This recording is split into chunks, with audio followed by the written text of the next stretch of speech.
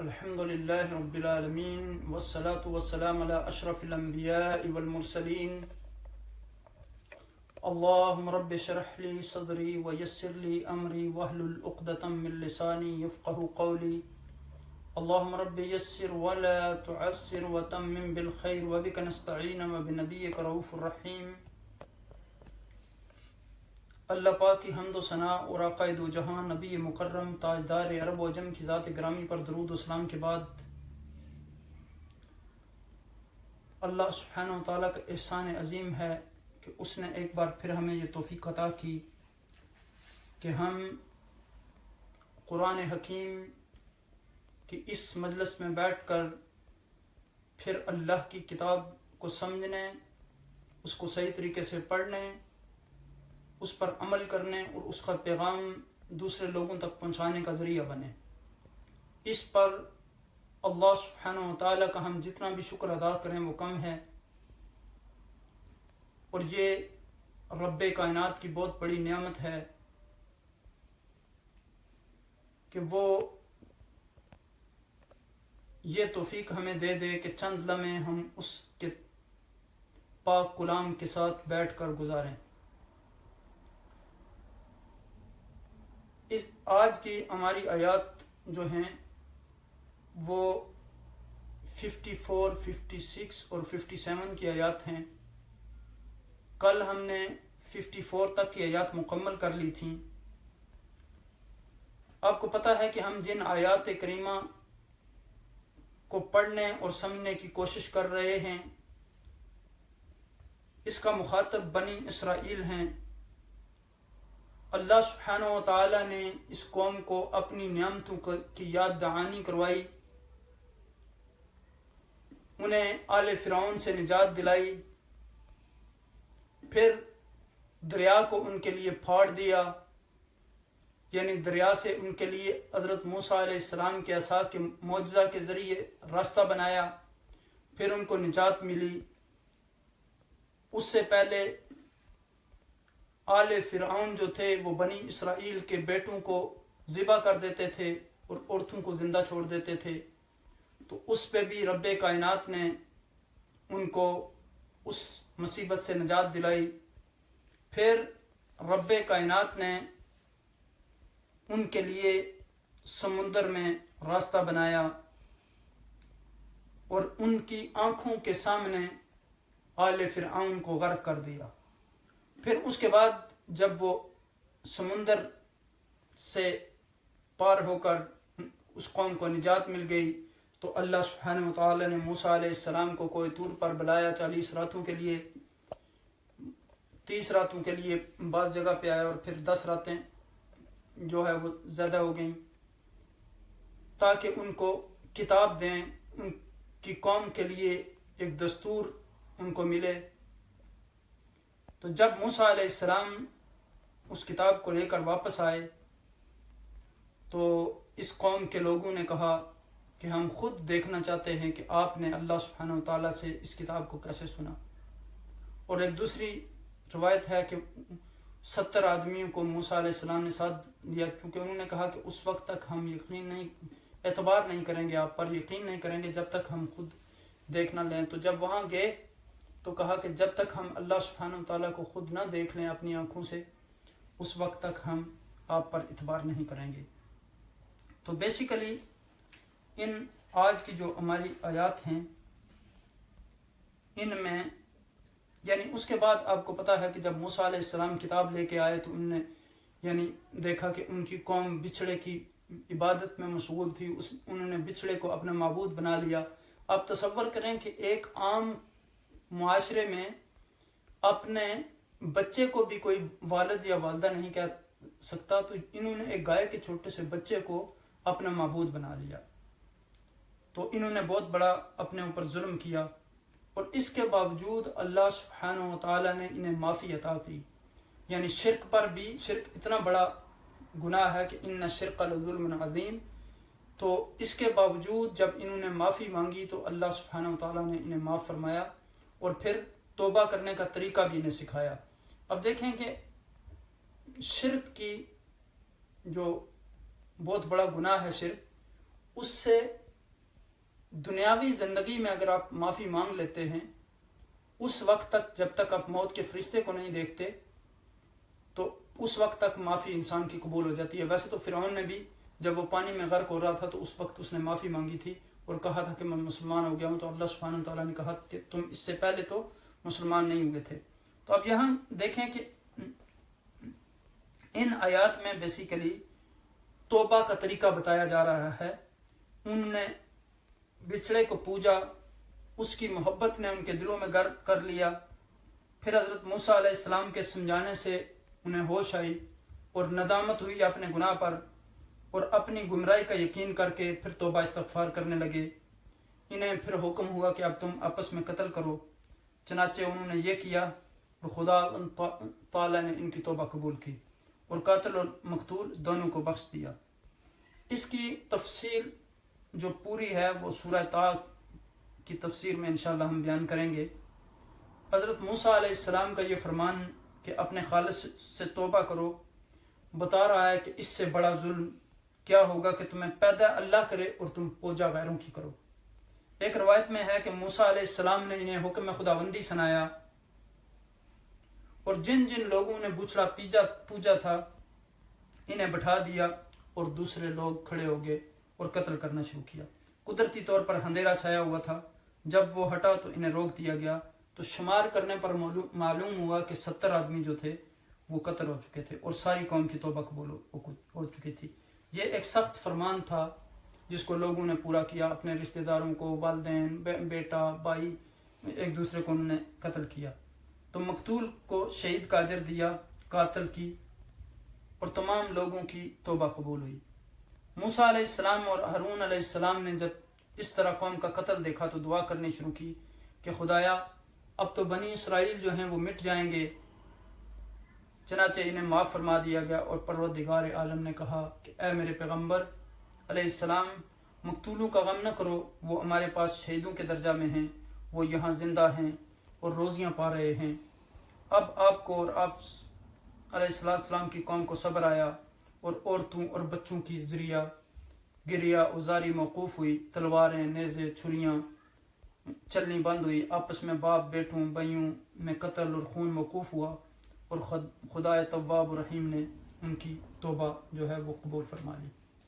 اب یہاں دیکھیں کہ یعنی یہ تو تمہید تھی تاکہ ان آیات کو ہم صحیح طریقے سے سمجھ سکیں جو آج کی آیات ہیں۔ تو ہم پہلے ان آیات کریمہ کو تلاوت کر لیتے ہیں، پھر ان کے ترجمے اور تشریح کی طرف واپس آتے ہیں۔ اعوذ باللہ من الشیطان الرجیم، بسم اللہ الرحمن الرحیم۔ وَإِذْ قَالَ مُوسَىٰ لِقَوْمِهِ يَا قَوْمِ إِنَّكُمْ ظَلَمْتُمْ أَنفُسَكُمْ بِاتِّخَاذِكُمُ الْعِجْلَ فَتُوبُوا إِلَىٰ بَارِئِكُمْ فَاقْتُلُوا أَنفُسَكُمْ ذَٰلِكُمْ خَيْرٌ لَكُمْ عِندَ بَارِئِكُمْ فَتَابَ عَلَيْكُمْ إِنَّهُ هُوَ التَّوَّابُ الرَّحِيمُ۔ وَإِذْ قُلْتُمْ يَا مُوسَىٰ لَن نُّؤْمِنَ لَكَ حَتَّىٰ نَرَى اللَّهَ جَهْرَةً فَأَخَذَتْكُمُ الصَّاعِقَةُ وَأَنتُمْ تَنظُرُونَ ثُمَّ بَعَثْنَاكُم مِّن بَعْدِ مَوْتِكُمْ لَعَلَّكُمْ تَشْكُرُونَ۔ صدق اللہ العظیم۔ اللہ سبحانہ وتعالیٰ کے فضل و کرم سے جو آیات ہم نے تلاوت کی ہیں، یہ 54، 56 اور 57 سورہ بقرہ کی آیات ہیں۔ پہلی آیت میں بیسیکلی بچھڑے کو پوجنے کی سزا کے بارے میں بتایا گیا اس آیہ کریمہ میں، اور پھر دوسری آیت میں جو ہے وہ گستاخی کی انتہا بتائی گئی، اور تیسرا پھر ان کو جو دوبارہ زندگی عطا کی گئی اس کے بارے میں بتایا گیا۔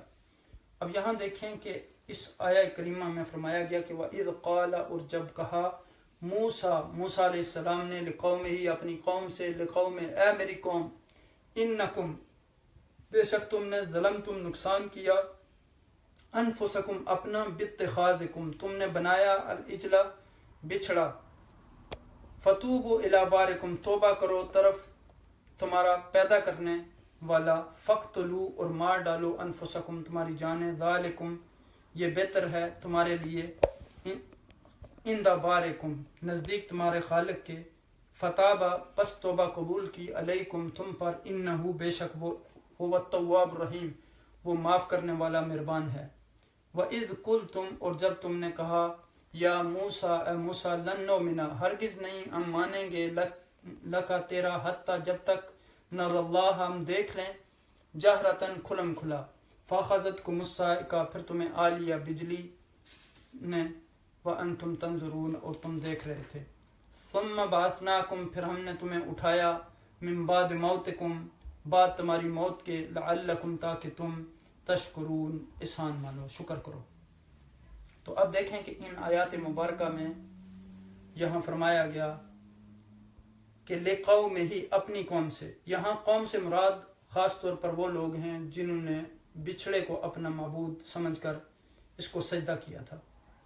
ज़लम तुमने नुकसान किया, यानी तौहीद को छोड़कर तुम शिर्क में मुब्तला होगे, इससे बढ़कर अपने ऊपर और क्या नुकसान हो सकता है।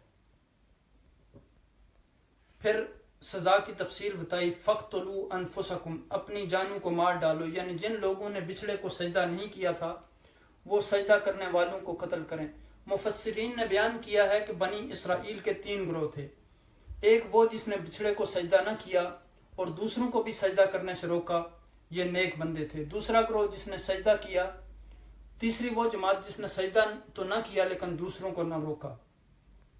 इसलिए हुक्म हुआ कि नेक बंदे सजदा करने वालों को कत्ल कर दें। दरअसल ये दोनों गिरोह सज़ा के मुस्तहिक भी हैं। खैरुल लकुम तुम्हारे लिए बेहतर है। इससे मुराद ये है कि जब तुम एक दूसरे को कत्ल करोगे तो गुनाह की गंदगी से पाक हो जाओगे और मग़फ़रत और नजात पाओगे। अब देखें कि इस आया करीमा में अल्लाह ताला बनी इसराइल को बताता है कि तुम नबी की गैर मौजूदगी में हक पर कायम न रह सके, शिर्क और बुत परस्ती में मुब्तला होगे, एक जो बिछड़ा है उसकी पूजा आपने शुरू कर दी, तो इस हरकत को करके तुमने अपना बहुत बड़ा नुकसान किया और अब इसकी सज़ा ये है कि फ़क़्तुलू अनफुसकुम। अब यहाँ देखें कि फरमाया कि और इज़ जब क़ाल कहा मूसा अलैहिस्सलाम ने लिक़ौम में ही लाम वास्ते अल्लाह के कौम हु इसकी, ये किसकी कौम के बारे में यहाँ बात हो रही है? मूसा अलैहिस्सलाम की कौम के बारे में। अब देखें कि मूसा अलैहिस्सलाम ने अपनी कौम को कितनी प्यार और कितनी मोहब्बत के साथ मुखातब किया। कहा कि वइज़ क़ाल मूसा लिक़ौमिही या कौम, ए मेरी कौम, बड़े प्यार और बड़े मोहब्बत और बड़े शाइस्ता अंदाज से अपनी कौम को पुकारा और कहा कि ए मेरी कौम इन्नकुम बेशक तुमने तुम जुल्म किया। अब देखें कि यहाँ एक नुक्ता तो हमें ये पता चल रहा है कि मूसा अलैहिस्सलाम ने अपनी कौम के साथ जिस शफकत, जिस मोहब्बत, जिस प्यार के अंदाज में बात की कि या कौम में, तो इससे यह नहीं पता चल यानी मतलूब कि अगर आप किसी के साथ प्यार करते हैं तो आप उसकी गलती की निशानदेही न करें। आप देखें कि अल्लाह सुब्हानहू व तआला ने यहाँ फरमाया वइज़ क़ाल मूसा लिक़ौमिही या कौम, यानी कौम को प्यार के अंदाज से मुखातब करने के बाद फरमाया कि इन्नकुम ज़लमतुम अनफुसकुम, बेशक तुमने अपनी जानों पर जुल्म किया, यानी उनकी निशानदेही की, उनकी गलती की निशानदेही की, उनकी इस्लाह के लिए। अब देखें कि एक दाई के लिए ज़रूरी है कि वो भी अपनी जिन लोगों को दावत देता हो उनको प्यार और मोहब्बत के साथ बात करे और उनको यानी अपने साथ मानूस करने की कोशिश करे। जब तक वो उसके साथ मानूस नहीं हो जाएंगे, उनके साथ गहरा तल्लुक़ नहीं हो जाएगा, उस वक्त तक वो अपनी बात उन तक पहुंचा नहीं सकेगा। और जब तक इंसान जो एक दाई है, दावत देने वाला है, एक मुबल्लिग है, तो वो जब तक गलती की निशानदेही नहीं करेगा तो इस्लाह कैसे होगी। तो ये बहुत ज़रूरी है कि इंसान उस गलती की तरफ निशानदेही करे। फिर कहा कि कौन सी तुम्हारी गलती है, किस तरह तुमने अपनी जानों पर जुल्म किया है।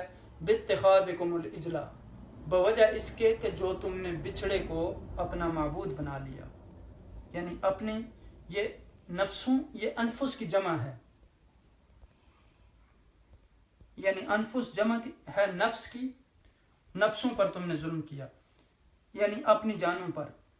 तो जुल्म क्या किया कि बित्तिखादिकुमुल इजला, तुमने یعنی بچھڑے کو معبود بنا لیا. فتوبو بس اب توبہ کرو. توبہ کا معنی ہوتا ہے لوٹنا، رجوع کرنا. تو فتوبو الی بارکم، تو بس اب تم رجوع کرو، اب لوٹو کس کی طرف؟ اللہ سبحانہ وتعالیٰ کی طرف، یعنی اپنے پروردگار خالق کی طرف. یعنی یہ خالق کے معنی میں آتا ہے جس نے آپ کو بنایا ہو، پیدا کیا ہو، ہر کسی چیز سے وہ پیدا کر لیتا ہو، یعنی ایجاد کرنے والا ہو. یعنی پہلے وہ چیز نہیں تھی اور نئے یعنی سرے سے اللہ سبحانہ وتعالیٰ نے اس کو بنا دیا. تو اب دیکھیں کہ حقیقی موجد تمام جتنی بھی انوینشن ایجادات ہیں دنیا میں، ان کا حقیقی موجد جو ہے وہ اللہ کے سوا کوئی نہیں ہے. حقیقی موجد صرف اللہ سبحانہ وتعالیٰ ہے. پھر فرمایا فقتلوا، بس قتل کرو. یہ کاف تا لام قتل اس کا اصل مادہ ہے، اور یہ جو قتلو یہ جمع کی علامت ہے واو الف. تو اب دیکھیں کہ فرمایا کہ ذالکا یہ خیر لکم، ذالکم یہ تمہارے لیے جو ہے خیر لکم بہتر ہے، عند بارکم تمہارے خالق کے نزدیک، فتاب علیکم تو کہ اس نے پس توبہ قبول کی تم پر، انہو هو التواب الرحیم بے شک وہ جو ہے وہ توبہ قبول فرمانے والا ہے. اب دیکھیں یہاں کہ فتاب علیہ یہ ہم نے آدم علیہ السلام کے قصہ میں بھی پڑھا تھا کہ اللہ سبحانہ وتعالیٰ نے ان کی توبہ قبول کر لی. تو یہاں فرمایا کہ انہو بے شک ہوا وہی ہے التواب بہت زیادہ قبول کرنے والا، یعنی ایسی ذات ہے کہ جو توبہ سے عاجز نہیں آتی. جتنی بار بھی انسان اللہ کے دربار میں توبہ کرنے کے لیے حاضر ہوتا ہے، اتنی بار ہی اللہ سبحانہ وتعالیٰ اس کی توبہ قبول کرتا ہے. یعنی جتنی دفعہ مرضی کرو، چاہے 100 مرتبہ کرو. تو الرحیم جو ہے بہت رحم کرنے والا. اب دیکھیں کہ الرحمن الرحیم دو صفات بیان کی گئی. تو رحمت کی دو قسمیں، ایک رحمت عام ہے، ایک رحمت خاص ہے. رحمت عام تمام بنی نوع انسان کے لیے، اور رحمت خاص جو ہے وہ اللہ سبحانہ وتعالیٰ کے خاص بندوں کے لیے ہے، مومنین کے لیے ہے. وَإِذْ قُلْتُمْ يَا مُوسَىٰ، اور جب تم نے کہا اے موسیٰ علیہ السلام، لن نؤمنا، لن ہرگز نہیں، نؤمنا ہم ایمان لائیں گے. اب دیکھیں کہ یہ حروف نفی ہے، اور اس کے علاوہ بھی لم، لا، لیسا، ما، بہت سارے اور بھی حروف نفی ہیں. تو نؤمنو یہ آمنا یؤمنو ایمان، اس کے بعد یعنی اب دیکھیں کہ لکا لام آ رہا ہے، تو اس کا مطلب یہ ہے کہ ہم اعتبار نہیں کریں گے. لکا تم پر یا تیرا، حتیٰ یہاں تک کہ نر اللہ ہم دیکھ لیں، جہرتاً کھلم کھلا، فاخذتکم الصاعقہ پھر تمہیں آ لیا بجلی نے، وانتم تنظرون اور تم دیکھ رہے تھے.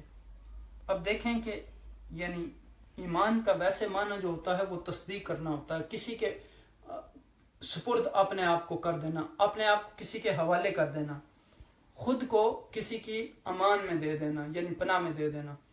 تو لیکن یہاں جو ہے وہ مطلب یہ ہے کہ کسی پر اعتماد کرنا، اور یہ تصدیق کے معنی میں بھی آتا ہے. یعنی یہاں انہوں نے کہا کہ لن نؤمنا ہم تم پر اعتبار نہیں کریں گے، ہم آپ کی بات مانیں گے نہیں یہاں تک کہ ہم دیکھ لیں. یعنی یہ را یا یرا نرا یعنی ہم دیکھ لیں. تو اب دیکھیں کہ اردو زبان میں بھی ہم استعمال کرتے ہیں کہ سری نمازیں اور جہری نمازیں. تو جہری نمازیں کون کون سی ہیں؟ فجر کی نماز جس طرح ہے، اسی طرح پھر مغرب کی نماز ہے اور عشاء کی نماز ہے، اور سری نمازیں جو ظہر اور عصر کی 2 نمازیں ہیں. تو اب دیکھیں کہ جو نمازیں آواز کے ساتھ پڑھی جاتی ہیں، جن میں جاری بلند آواز سے جو پڑھی جاتی ہیں، تو اب دیکھیں کہ جار جو ہے وہ آواز کے لیے گویا استعمال ہوتا ہے، آواز کو نمایاں کرنے کے لیے.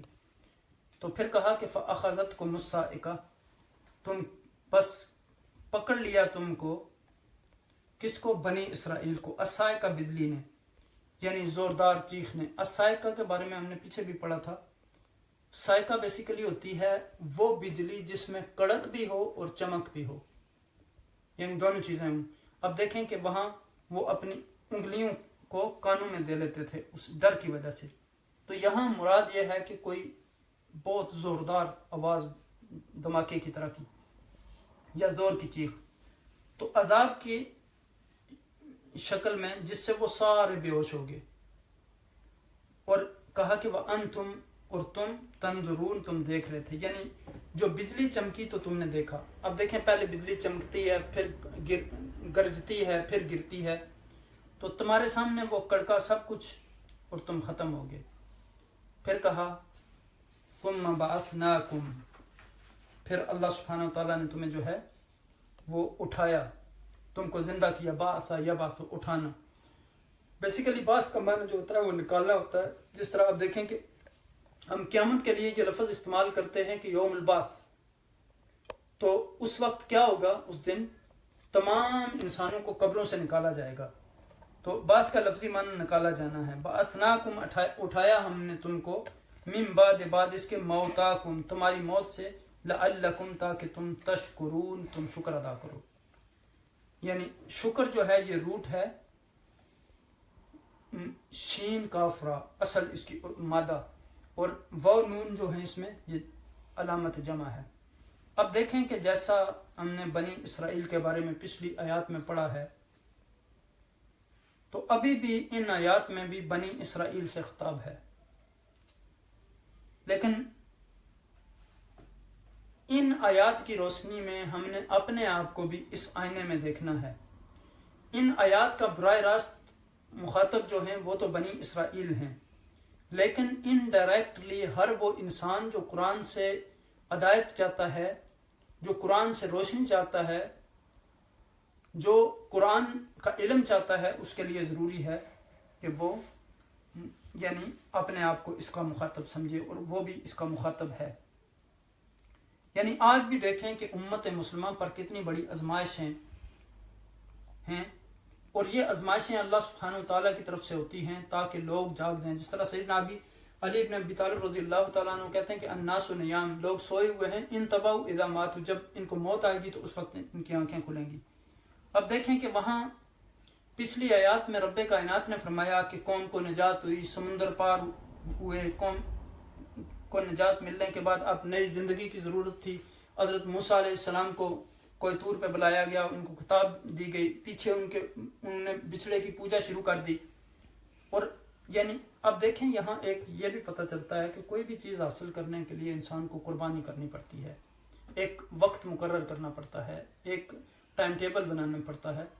تو یہاں اب دیکھیں کہ وَإِذْ قَالَ مُوسَىٰ لِقَوْمِهِ، جب موسیٰ علیہ السلام نے اپنی قوم سے کہا، یعنی اب دیکھیں کہ جیسے میں نے آپ کو بتایا کہ موسیٰ علیہ السلام نے کہا یا قوم، یعنی اپنی قوم کو کتنی پیار کے انداز میں پکارا۔ تو اس سے ہمیں یہ نقطہ پتہ چلا کہ ایک دعوت دینے والا انسان جو ہے کتنی محبت سے اسے لوگوں کے ساتھ پیش آنا چاہیے۔ جس طرح رب کائنات نے خود ہمیں یہ اسلوب سکھایا، ادعو الی سبیل ربک بالحکمت والموعظۃ الحسنہ وجادلہم باللتی ہی احسن۔ تو آپ جب تک اس سے اپنے سے مانوس نہیں کریں گے، اس وقت تک آپ اس کو وہ بات بتا نہیں سکتے، ان کی غلطی یعنی آپ اس کی اصلاح نہیں کر سکتے۔ تو کہا کہ انکم ظلمتم انفسکم، یعنی اب دیکھیں کہ کہا کہ تم نے اپنی جانوں پر ظلم کیا ہے، کہ وہ دوسرے کو، یعنی اب انسان کا فرض کیا بنتا ہے کہ وہ دوسرے کو اس کی غلطی کی نشاندہی کرے، کیونکہ اگر وہ غلطی نہیں بتائے گا تو اصلاح کیسے کرے گا؟ لیکن انسان کی نیت غلطی بتاتے ہوئے یہ نہیں ہونی چاہیے کہ میں اس کی غلطی نکال رہا ہوں، بلکہ نیت یہ ہونی چاہیے کہ میں نے اس کی اصلاح کرنی ہے۔ اور محبت اور ہمدردی کسی سے یہی ہو سکتی ہے کہ اس کی اصلاح کی جائے۔ اگر واقعی کوئی سچا آپ کا خیر خواہ ہے تو آپ کو وہ آپ کی غلطیاں بتاتا ہے۔ اور سیدنا عمر بن خطاب رضی اللہ تعالیٰ عنہ فرمایا کرتے تھے کہ رحم اللہ عمران اہدا الینا ایوبنا، اس شخص پر خدا رحمتیں نازل کرے جو ہمیں ہمارے ایوب بتائے۔ اور پھر کہا کہ لا خیر فیکم اذا ما قلتم، لا خیر فینا اذا ما سمعنا، تمہارے اندر خیر نہیں ہے کہ تم اگر ہمیں نہ کہو، اور ہمارے اندر خیر نہیں ہے اگر ہم آپ کو نہ سنیں۔ تو اس کی روشنی میں آج ہمارے حکمرانوں کا رویہ آپ دیکھ لیں کہ کیا ہے۔ تو یعنی صحابہ اکرام رضوان اللہ علیہم اجمعین، خلفائے راشدین، اب دیکھیں کہ ان کا ایمان کس لیول کا تھا۔ اب یہاں انہوں نے بچڑے کو جو ہے معبود بنایا، تو اس کے بعد پھر رب کائنات نے ان کو تشخیص بتائی کہ اب یعنی انہوں نے توبہ کی، اللہ سبحانہ وتعالیٰ نے ان کی توبہ قبول کی اور پھر تشخیص بتائی، فرمایا کہ فتوبوا الی بارئکم، اب تم اپنے خالق کی طرف جو ہے لوٹو اور توبہ کرو۔ یعنی یہاں یہ نہیں کہا کہ توبوا الی ربکم، یعنی تمہارا پیدا کرنے والا کون تھا، وہ جس نے تمہیں پیدا کیا، تمہیں اس کی عبادت کرنی چاہیے اور تھی، اور جس کو تم نے خود بنا لیا بچھڑے کو، اس کی عبادت میں لگ گئے، تمہاری یعنی عقل ٹھکانے ہے کہ نہیں ہے۔ فَاقْتُلُوا أَنفُسَكُمْ، تو اب اس بڑے گناہ کا کفارہ کیا ہے؟ قتل کرو۔ اب دیکھیں کہ جس درجے کا گناہ ہوتا ہے اسی درجے کی سزا ہوتی ہے، تو کہا کہ ایک دوسرے کو قتل کرو، یعنی یہاں کوئی خودکشی کا حکم نہیں دیا گیا بلکہ ایک دوسرے کو قتل کرنے کا حکم دیا گیا۔ تو جیسے میں نے آپ کو بتا دیا کہ وہ 3 گروہ تھے، ایک وہ گروہ تھا جس نے سجدہ کیا، ایک نیک لوگ تھے جنہوں نے سجدہ بھی نہیں کیا اور دوسروں کو بھی منع کیا، ایک وہ تھے جنہوں نے سجدہ تو نہیں کیا لیکن دوسروں کو منع نہیں کیا۔ تو اللہ سبحانہ تعالیٰ نے حکم دیا کہ ذالکم خیر لکم عند بارئکم، یہ بہتر ہے تمہارے لیے تمہارے رب کی طرف سے، یعنی توبہ کے لیے یہ تمہیں کرنا ہوگا۔ فتاب علیکم، تو مہربان ہوا تم پر۔ دیکھیں جیسے اب دیکھیں کہ کسی کو قتل کرتا ہے تو اس کا بھی کفارہ ہوتا ہے، لیکن یہاں جو قتل تھا وہ اللہ سبحانہ تعالیٰ کے حکم کی وجہ سے تھا۔ تو اب دیکھیں کہ یہ کتنی بڑی ان کے لیے آزمائش تھی کہ اپنے پیاروں کو، اپنی اولاد کو، اپنے والدین کو قتل کر دینا۔ تو بعض مفسرین نے کہا کہ جو مجرم تھے انہیں قتل کیا، انہوں نے جو بچ گئے تھے، اور بعض نے کہا کہ وہ ایک طرف تھے اور یہ جو مجرم تھے یہی ایک دوسرے کو مار رہے تھے۔ انہ هو التواب الرحیم، بے شک وہ توبہ قبول کرنے والا مہربان ہے، بہت زیادہ توبہ قبول کرنے والا ہے۔ یعنی توبہ اس وقت قبول ہوتی ہے، پہلی چیز شرط یہ ہے کہ توبہ کی نیت ہو، یعنی خالص نیت ہو انسان کی، اور دوسری یہ ہے کہ گناہ چھوڑ دے انسان کو، اس اپنے گناہ پر ندامت ہو، اور تیسری چیز یہ ہے کہ آئندہ اس سے توبہ کر لے، یعنی آئندہ نہ کرنے کا ارادہ کر لے۔ تو اگر کسی کا پھر حق مارا ہے تو اس کا بھی ازالہ کیا جائے جو غلطی ہے، اور توبہ اس وقت تک قبول ہوتی ہے جب تک آپ موت کے فرشتے کو نہ دیکھ لیں۔ اگر موت کے فرشتے کو دیکھ لیں تو اس کے بعد توبہ قبول نہیں ہوتی۔ جیسے میں نے آپ کو بتایا کہ فرعون نے بھی جب پانی میں ڈوبنے لگا، غرق ہونے لگا، تو اس نے بھی کہا تھا میں توبہ کرتا ہوں، میں مسلمان ہو گیا ہوں، تو اس کی توبہ قبول نہیں ہوئی۔ تو اب دیکھیں کہ بعض گناہ بہت بڑا ظلم ہوتے ہیں، اور ظلم کا بدلہ پھر انسان کو دینا پڑتا ہے، اور بعض گناہوں کی معافی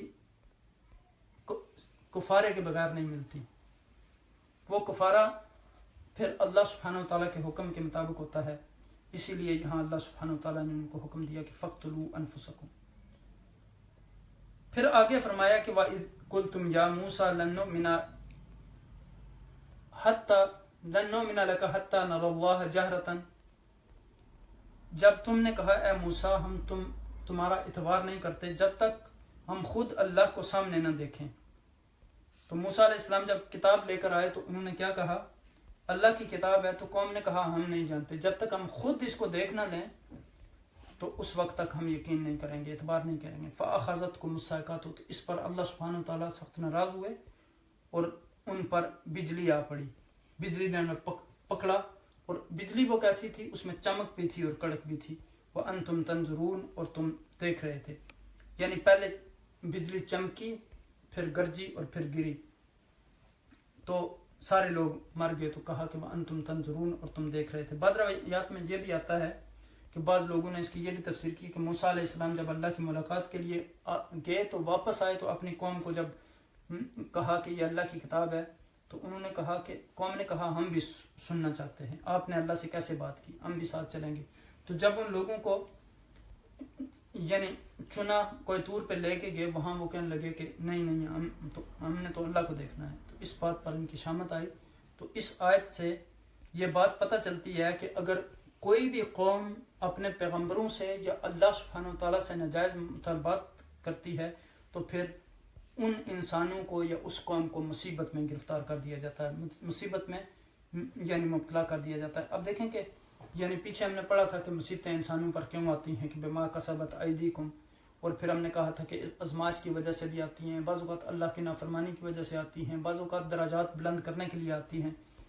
تو یہ اس طرح کے سوال اور مطالبے تھے جو مصیبت کے باعث بنے بنی اسرائیل کے لیے۔ اب موسیٰ علیہ السلام بہت پریشان ہوئے، اور پھر اب دیکھیں کہ سورہ اعراف کی آیت نمبر 155 میں انہوں نے کہا کہ وَاخْتَارَ مُوسَىٰ قَوْمَهُ 70 رَجُلًا لِمِيقَاتِنَا فَلَمَّا أَخَذَتْهُمُ الرَّجْفَةُ قَالَ رَبِّ لَوْ شِئْتَ أَهْلَكْتَهُم مِّن قَبْلُ وَإِيَّايَ أَتُهْلِكُنَا بِمَا فَعَلَ السُّفَهَاءُ مِنَّا إِنْ هِيَ إِلَّا فِتْنَتُكَ تُضِلُّ بِهَا مَن تَشَاءُ وَتَهْدِي مَن تَشَاءُ أَنْتَ وَلِيُّنَا فَاغْفِرْ لَنَا وَارْحَمْنَا وَأَنْتَ خَيْرُ الْغَافِرِينَ۔ اب دیکھیں کہ موسیٰ علیہ السلام نے کہا کہ یا الہی، اگر تم نے ہمیں ہلاک کرنا تھا تو ان سے پہلے ہی ہمیں ہلاک کر دیتا، اور اب تم ان بیوقوف لوگوں کی حرکتوں کی وجہ سے ہمیں یعنی ہلاک کرتا ہے، تو تم ہمیں یعنی نہ ہلاک کر اور انہیں اٹھا دے۔ تو پھر کہا کہ ثم بعثناکم من بعد موتکم لعلکم تشکرون، یعنی کتنا بڑا انعام ہے اس قوم کے اوپر۔ فرمایا کہ ہم نے تمہیں مرنے کے بعد دوبارہ اٹھایا تاکہ تم شکر کرو۔ یعنی اب دیکھیں کہ موت اور نیند میں فرق ہوتا ہے، یہ کوئی بیہوشی نہیں تھی یا نیند نہیں تھی، کیونکہ نیند کے لیے موت کا لفظ استعمال نہیں ہوتا، اور یہ سب کس لیے کہ ان کو یہ نعمتوں کی یاد دہانی کروائی جا رہی ہے۔ اس سے پتہ چلتا ہے کہ انسان اگر کسی بیماری یا آفت یا حادثے سے نکلے تو اس کو اس وقت اللہ سبحانہ وتعالیٰ کا شکر ادا کرنا چاہیے، چونکہ لَإِن شَكَرْتُمْ لَأَزِيدَنَّكُمْ، جب تم اللہ سبحانہ وتعالیٰ کا شکر ادا کرو گے تو اللہ سبحانہ وتعالیٰ تمہارے اوپر اپنی نعمتوں کا جو ہے وہ اضافہ کرے گا۔ اور پھر تو نبی اکرم صلی اللہ علیہ وسلم نے یہاں تک فرمایا کہ من لم یشکر الناس لم یشکر اللہ، جو بندوں کا شکر ادا نہیں کرتا وہ اللہ کا شکر ادا نہیں کرتا۔ تو اگر بندے بھی کوئی احسانات بندے کے ساتھ کرتے ہیں تو اس پر بھی اس کا شکر ادا کرنا چاہیے۔ اور اب دیکھیں کہ یعنی شیخ سعدی رحمۃ اللہ علیہ ایک دفعہ دمشق کے بازار میں چل رہے تھے، سخت گرمی تھی اور پاؤں میں ان کے جوتے نہیں تھے، تو جب ان کے پاؤں جلے تو فرمایا یا رب تو میرا کیسا رب ہے کہ مجھے جوتے عطا نہیں کیے۔ تو جب مسجد امیہ کے باہر گئے تو ایک شخص کو دیکھا کہ اس کے پاؤں بھی نہیں تھے، تو چیخ کر پکارا یا رب تو بڑا کریم ہے، تو نے مجھے پاؤں عطا کیے، اب مجھے جوتوں کی ضرورت نہیں ہے۔ تو انسان کو ہمیشہ اپنے سے نیچے کی طرف دیکھنا چاہیے کہ ایسے لوگ بھی ہیں، ہمیں اللہ سبحانہ وتعالیٰ نے کتنی نعمتوں سے نوازا ہے، ہمیں اس کی نعمتوں پر شکر ادا کرنا چاہیے، اور جب انسان شکر ادا کرتا ہے تو اللہ سبحانہ وتعالیٰ اسے مزید نعمتیں عطا کرتے ہیں۔ اور جب ہم یعنی دوسرے لوگوں کی طرف دیکھتے ہیں تو پھر ہمیں اس چیز کا احساس ہوتا ہے کہ نہیں، اللہ سبحانہ وتعالیٰ نے ہمیں بہت زیادہ نعمتوں سے نوازا ہے۔ اللہ سبحانہ وتعالیٰ سے دعا ہے کہ اللہ سبحانہ وتعالیٰ ہمارے دلوں کو قرآن کے نور سے مزین فرمائیں، ہمارے حال پر رحم و کرم فرمائیں، ہمیں تقویٰ کی نعمت سے مالا مال فرمائیں، اور تمام امت مسلمہ کو امن کی نعمت عطا فرمائیں، اور تمام انسانیت کو امن کی نعمت عطا فرمائیں، اور ہمیں ایک دوسرے کے ساتھ محبت کرنے کی توفیق عطا فرمائیں، ہمیں تمام فتنوں سے اللہ سبحانہ وتعالیٰ محفوظ فرمائیں، اور قرآن کے ساتھ ہمیں اپنا صحیح مضبوط تعلق بنانے کی توفیق عطا فرمائیں۔ آپ سب حضرات جو اس نشست میں موجود تھے یا آن لائن جو آپ سن رہے ہیں، میری دعا ہے کہ اللہ سبحانہ وتعالیٰ آپ سب کو اجر عظیم عطا فرمائیں، اور جو بیمار ہیں ان کو شفاء عاجلہ و کاملہ عطا فرمائیں، اور جو بے روزگار ہیں ان کو روزگار عطا فرمائیں، جو بے اولاد ہیں ان کو اولاد عطا فرمائیں، جو بے نمازی ہیں ان کو اللہ سبحانہ وتعالیٰ نمازی بنا دے۔ اور آخر میں آپ کو ایک ریمائنڈر کے طور پر کہ آج جمعرات یعنی شب جمعہ ہے، تو اس میں کوشش کریں کہ اللہ سبحانہ وتعالیٰ کا ذکر کریں، سبحان اللہ، اللہ اکبر، الحمدللہ، لا الہ الا اللہ، اور اس کے علاوہ پھر درود شریف کی کثرت، آقا دو عالم صلی اللہ علیہ وسلم پر درود شریف پڑھیں، ذکر اذکار کریں، یہ بڑی قیمتی رات ہوتی ہے۔ اور پھر کل جمعہ کے روز کوشش کریں کہ جمعہ کی تیاری کریں، سورہ کاف کی تلاوت کریں، سنت کے مطابق لباس پہنیں، مسجد میں جلدی جانے کی کوشش کریں۔ اللہ سبحانہ وتعالیٰ ہمیں حضور نبی اکرم صلی اللہ علیہ وسلم کے ارشادات مبارکہ پر عمل کرنے کی توفیق عطا فرمائے۔ جزاکم اللہ خیر وما علینا الا البلاغ۔ السلام علیکم ورحمۃ اللہ وبرکاتہ۔